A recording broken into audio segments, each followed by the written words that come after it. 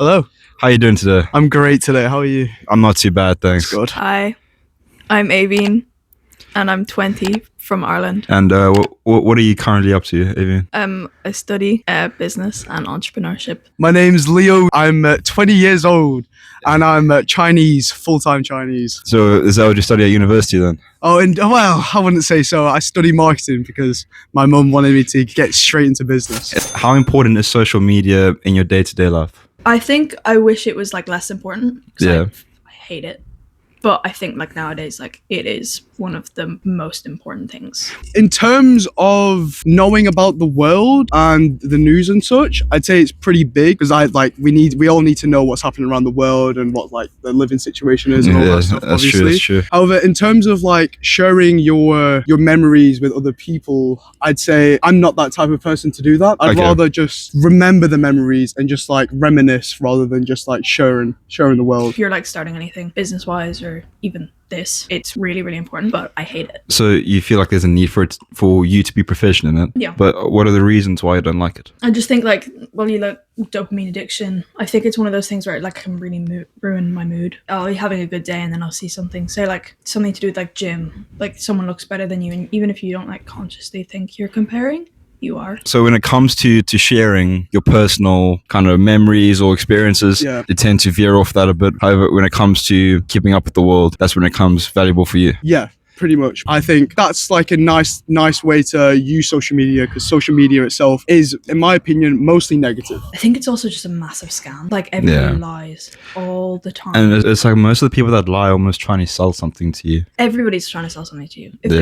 they're trying to sell you a course, get off my For You page. Yeah. Like, I don't want you there. What are the negatives that you've experienced? Negatives I've experienced, well, I wouldn't say I've experienced, but I've seen many like hateful comments and stuff like that. Yeah. And if you share something great and wonderful, obviously in the comment section they'll probably congratulate you and just like feel happy for you. However, I don't see how that would help you. You know what I Yeah, mean? Because I it's get just that. based on how you feel yourself. How do you feel being judged as a person based off your social media presence? Do you think that the way that you are on social media reflects how you are as a person? If someone was to judge me on my social media presence, I think most of like if you're looking like my Instagram is just all travel. Other things like I'm trying to start branding on social media Yeah. is one of my biggest fears is being judged heavily on that, because nowadays if you want to have a certain amount of like success, you kind of have to be known, and you're way easier to sell a product or a business if your branding's good. Yeah. But if someone judged me based off it, I'd be really annoyed. If an investor was to look at my social media from now and be like, oh, I'm not gonna give you money because you look like an idiot, I would be like, yeah, fair Yeah, enough. yeah. Like you're investing in a person.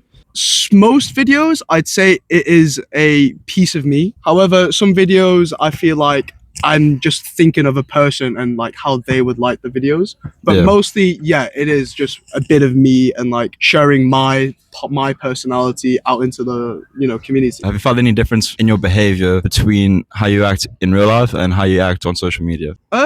Not really. I think I just act the same. I'm fair. I feel like I'm kind and just understanding, I guess, in Okay. terms of that. So I don't think I want to change my own personality even on social media, because Yeah. I think that's just fake. That is just fake news. I think that's a good point as well. It's almost hard not to use social media as the only means to get your first impression of someone, because that's the only illustration of them which exists that you can It's actually like the find. only proof of who they are as a person, but it's Yeah. not even accurate. Like even if anybody says like they meet a celebrity, like they're not the same person. Yeah, they yeah. are in interviews or whatever. You ever had it where like you stalk someone on social media and then you're like, oh shit, I wonder what they see, and then you go into your own profile and then, Yeah, and then you apply I'm- the same logic. It's like, well, I am actually a weirdo. Not, yeah, I've definitely done that with your profile multiple times. Could you please give me the best thing about social media and the worst thing about social media in your personal experience? The best thing about social media is you learn something new every day, because everyone experiences completely different things around the world, and sharing that together, educating people and just watching people from like Iceland and stuff like that, that's pretty cool. That's like a nice little experience. I think that's like probably the most beneficial thing about social media. Negative side is I think people overall are quite jealous and envious of situations. In terms of sharing your achievements and stuff like that may undermine other people, like their situation. And obviously there may be some hateful comments, you know, them trolls and stuff like that. I feel like there's a few posts in my archives that if people saw them, I would not really be the proudest. You know what? That's fair. You can't grow your branches up to heaven without sinking your roots deep in hell. Sure. How do you feel about people who don't drink or party at social events? I understand why they wouldn't do it, because not everyone likes to drink and all that stuff. But then again, it's just based on them and how they feel about having fun, I guess. If they don't want to drink or smoke or anything like that, I accept that. I think personally, the reason I don't drink at many social events, first of all, with uni, there's so many Do social you mind events. holding the mic a little bit?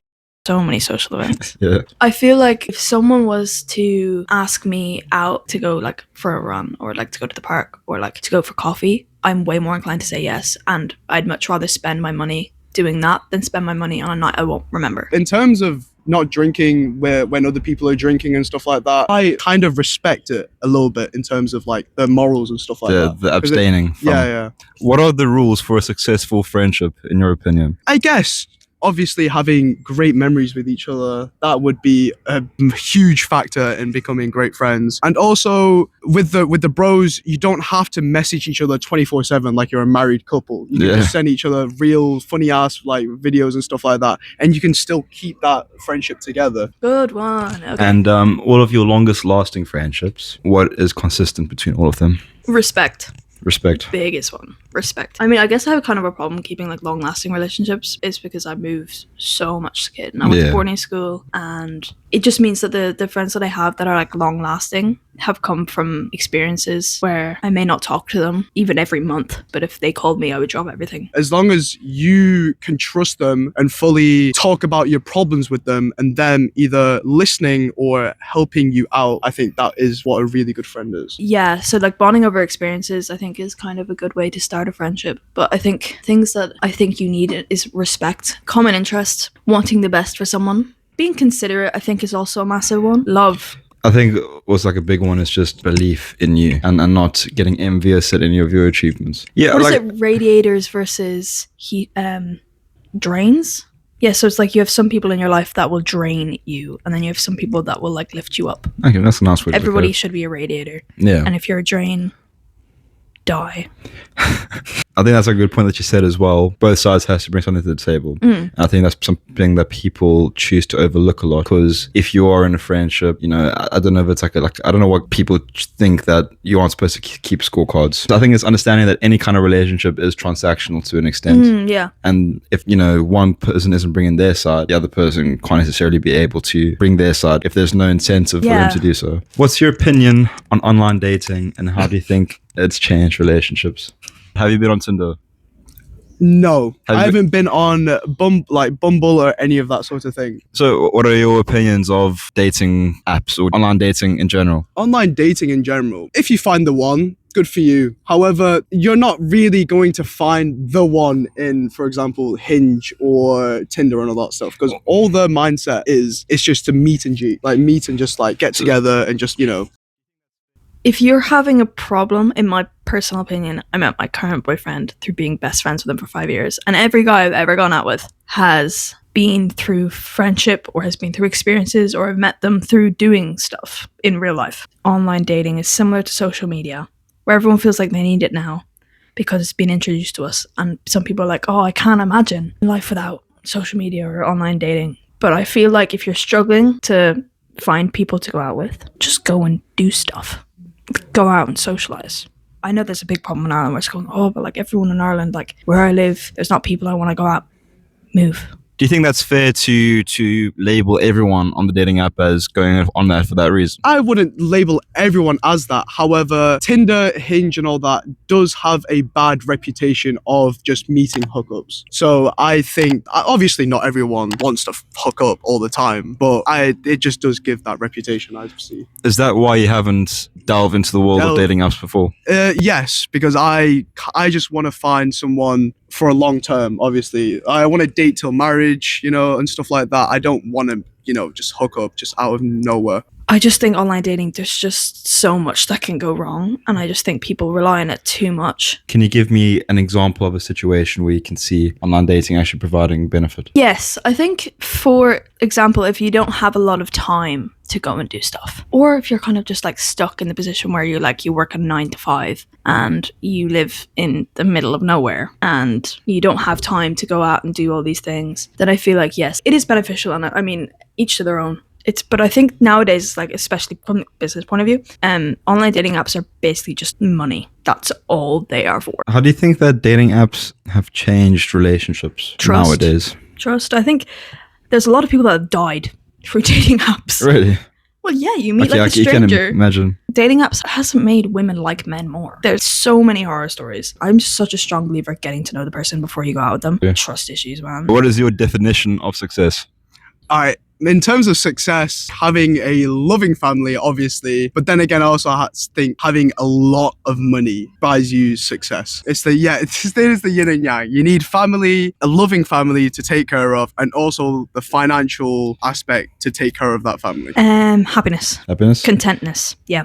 Could you give me a hierarchy? Like one of those triangle diagrams. Can you give me a hierarchy of what's most important to you for success? I think being content in what you do. I think, like, I've always struggled with, like, money-wise, like, what I would consider successful money-wise. I think for me, the goalposts still haven't stopped moving. Like, my target is still ridiculously high. So my perception of success is a lot higher than your average person's. Sounds like obnoxious, but my version of when I go, I'll be successful is 500 million. First is self-fulfillment, obviously. Yeah. You want to feel like you've accomplished something in life. That's the most part, in my opinion. Second will have to be family, because family is, they raised you as a kid, they took care of you and everything, and you kind of have that little debt to repay them back in some way. For sure. And then third would have to be food. I love food. I just can't get enough of food, and you can't survive with food, Fourth would definitely have to be money. When people say money doesn't buy you happiness, in this world that we live in, I 100% think money buys you like happiness, success, and everything of the sort. Would you measure how successful your company is by the revenue that it's making? No, because Uber only made profit last year and everybody uses it. I would measure my company on branding, ethics, and revenue. I don't think it's one thing or the other. Are there any other factors which would contribute to your contentness? Yeah, so relationships. I think who you surround yourself with, friends that are similar to you. Experiences, massive. Travel, friendships. I just get bored a lot, so I want to do just as much as possible. What is any social norm do you feel like we are experiencing right now that you could abolish if you had the chance? I feel like all social norms are in place for a reason, and without it, society may crumble because of it. That's I wouldn't true. say crumble, but like it may be dysfunctional without it. This is more like a theoretical question. Perhaps not abolish one, but improve one, alter one in a way. Hello. But yeah, maybe just something that you think society as a whole could benefit from changing. Being more truthful, I feel like. Yeah, I think that's a good one. I think people are way too fake. And I'd say be truthful, because people who give nice compliments and such like that, I feel like some of those people don't truly mean it, and I just don't like fake stuff. All right, that's a great ending. All right, Aoibhin, thank you very much for coming on. Is there anything else that you'd like to say before we head off? No, thank you for having me in my own bedroom. I really appreciate it. No worries. All right, until next time. Lovely. Thanks for coming on. Thank you for having me. Thanks for your time. And Jai Jen, as someone would say. Jai Jen. Oh, my bum is so weird. My bum is so muddy. How does it look? Oh, very nice.